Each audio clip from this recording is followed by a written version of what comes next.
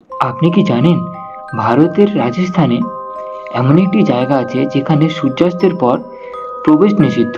এই স্থানটিকে নিয়ে অনেকের মতে নানান রকমের কিংবদন্তি জড়িয়ে রয়েছে। এই স্থানটি হলো রাজস্থানের ভানগড় কিলা।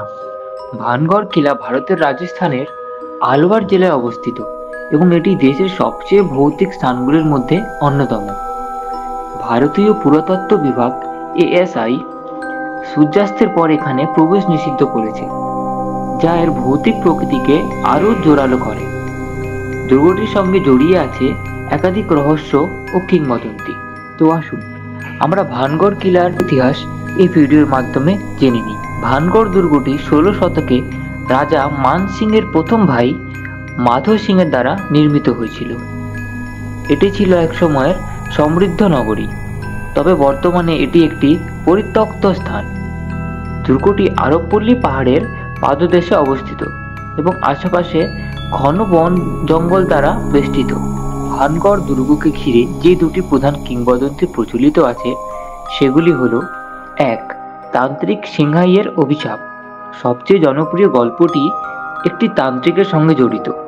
কথিত আছে একবার রাজকন্যা রত্নাবতীর সৌন্দর্যে মোহিত হয় এক কালো জাদুবিদ্যায় পারদর্শী তান্ত্রিক।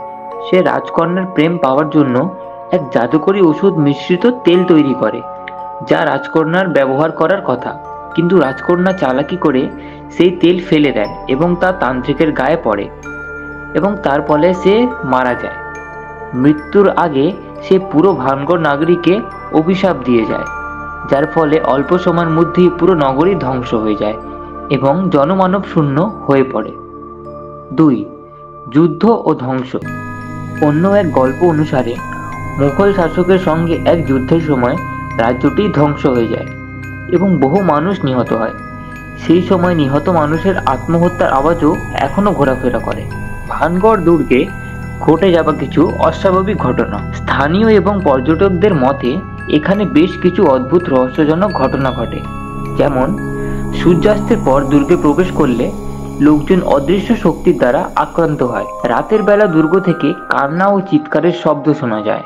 অনেকে জানান তারা ছায়ামূর্তি দেখেছেন এবং অদ্ভুত অনুভূতি পেয়েছেন। এখানে যারা রাতের বেলা থাকার চেষ্টা করেছেন তারা কেউই পরদিন জীবিত ফেরেননি। তবে রাতের বেলায় প্রবেশ নিষিদ্ধ কেন? ভারতের পুরাতত্ত্ব বিভাগ ASI এই দুর্গে সূর্যাস্তের পর প্রবেশের ওপর নিষেধ জারি করেছে। গেটের সামনে একটি সাইনবোর্ডও রয়েছে যেখানে লেখা আছে সূর্যাস্তের পর এখানে প্রবেশ করা আইনত দণ্ডনীয়। তবে বেশিরভাগ পর্যটক দিনের বেলায় দুর্গ পরিদর্শন করে। বর্তমানে ভানগড় দুর্গ একটি জনপ্রিয় পর্যটক কেন্দ্র। বহু মানুষের রহস্য উন্মোচনার জন্য এখানে যান, তবে সূর্যাস্তের পর এটি সম্পূর্ণ ফাঁকা হয়ে যায়। ইতিহাসপ্রেমী ও রহস্যপ্রেমীরা এই স্থানকে ভীতকর ও আকর্ষণীয় মান করেন। তবে আপনি কি যদি ভানগড় যাওয়ার সুযোগ পান, তবে আপনি কি যাবেন?